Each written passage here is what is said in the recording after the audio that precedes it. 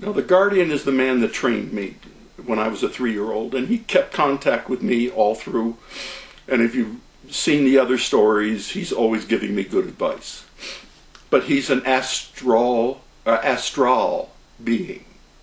He's either from another dimension or another planet or something. But he's very solid. He's a real person, or he can be.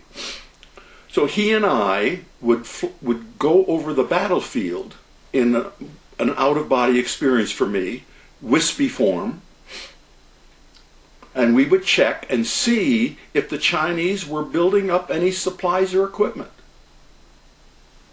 And if they were building up supplies and equipment, when they stopped the building of equipment, when the equipment stopped moving in, and they brought extra soldiers in, we knew that an attack was imminent.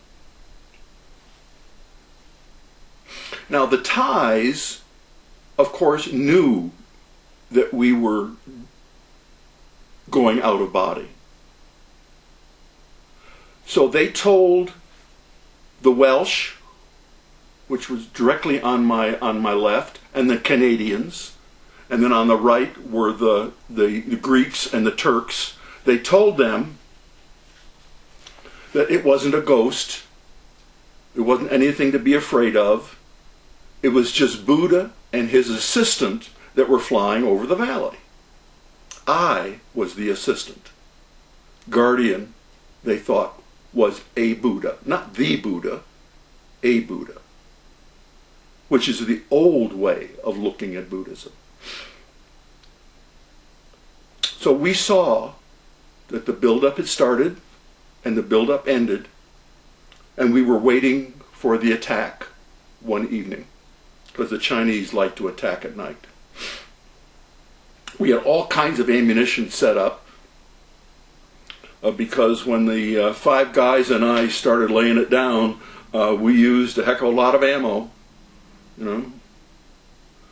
And I was nervous. I wasn't looking forward to this because I hated the last action that I was in. And Guardian appeared and he says, "What's the matter?" And I said, "I'm nervous about this." And he says, "Well, think of something else." I said, "How do you think of something else? Come on." He said, "Think of something else. Do something. Take your mind off of it." Oh, so I thought for a minute and I said, "Oh, all right." And so I started singing. Now my radio was on, but I'm singing, and I'm singing Blue Skies. Funny choice, but it's the only song that I could think of at the time. You know, blue skies smiling at me, nothing but blue skies do I see. Blue birds, all of them gone, nothing but blue skies from now on. And the phone started ringing. And they said, "Thai guy," because that's what I was called then. "Thai guy, what are you doing?" And I said, "I'm singing a song." "Why are you singing a song?" I said, "Because I thought it was a good thing to do." And they said, "Well, sing slower. We would like to learn your song." And I said, "Oh, okay." Now the Canadians and the Welsh had no problem, and I only knew one verse, you know, so it wasn't very complicated. So everybody picked it up very, very quickly, and pretty soon it traveled on down the line. I'm assuming it went 2 or 3 miles down the line, because when we sang Around, you could hardly hear the last at the end. And of course the Welsh, known as probably some of the finest harmony guys in the world, you know, they were playing with it. The Canadians weren't far behind. Everybody likes to sing and is good at it. So, you know, we had really a marvelous thing going on. We had 4-part harmony. We had all kinds of things going on. And then we started on the round. So Canadians would start it, and they'd say, blue skies smiling at me, and then the Welsh, blue skies smiling at me, then the Thais, blue skies smiling at me, and it would go on and on and on and on and on. We did that 3 or 4 times. The last time we did it, we did the round, and it passed on and went on down till you could hardly hear it at all. And then it started to come back. And it was blue skies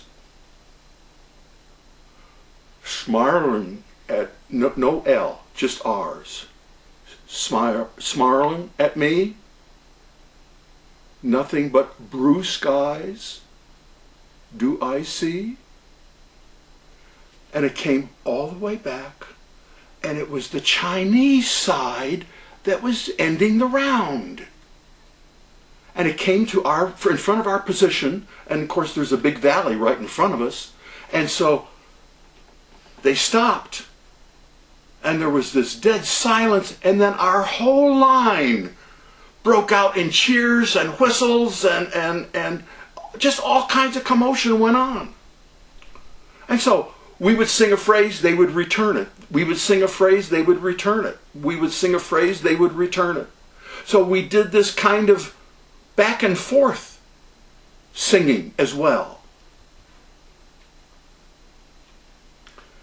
And there was a pause, and I think it was an Australian from the accent said, "Here's to the Chinese fighting men." And our whole line responded, "Here's to the Chinese fighting men." And we popped a beer and drank it. And then it came back.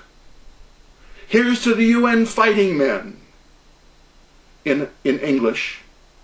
And then in Chinese, our whole line says, "Here's to the UN fighting men." There was no attack that night. The Chinese refused to fight, to attack us. And their explanation was, how can you kill someone who you've been singing a song with? These are our friends now. How can we try and kill our friends?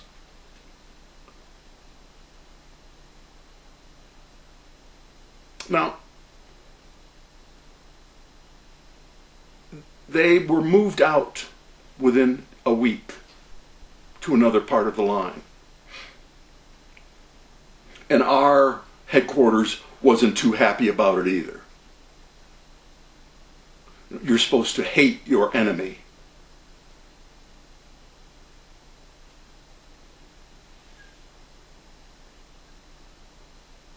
This is probably one of the high points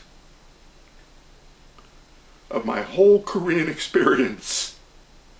Now, we've heard stories about this in World War I, where they sang Christmas carols, the Germans and the Americans in English. This was comparable to that.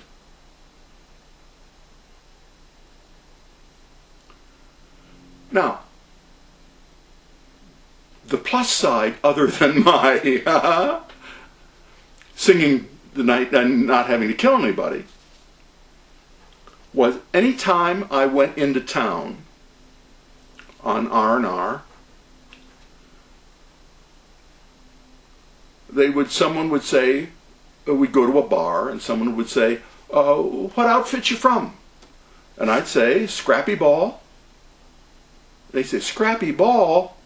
Mortar, are you Blue Skies?" And I'd say, "Yes, I am."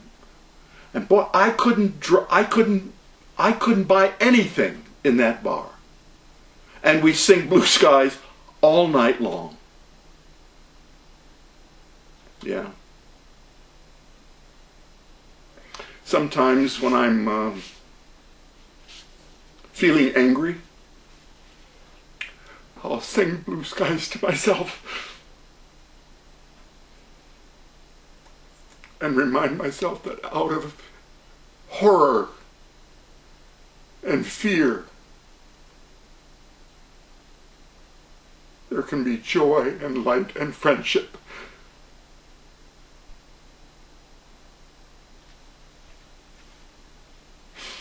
My name is Roger Armstrong. I was born a psychic child in 1930. And these are my stories. Thank you for listening and watching.